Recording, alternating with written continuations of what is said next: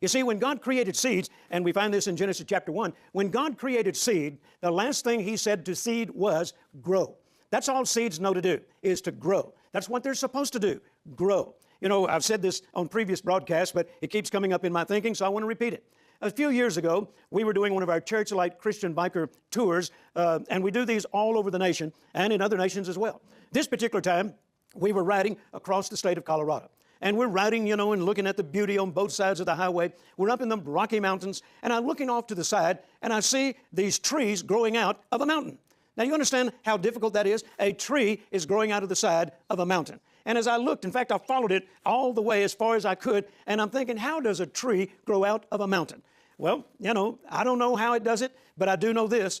Seeds don't know any other thing to do than to grow. I assume maybe that, you know, there was a dust storm and enough dust collected on the side of that mountain, and maybe a bird picked up something in another part of the state, and it had a seed in it, and he flew up there and landed on that mountain and dropped that seed off, and eventually, because there was enough soil there, that seed said, okay, I'm supposed to grow, so let's go for it. And the seed began to grow, and a tree wound up in the side of a mountain. That just lets me know how serious seed is about growing.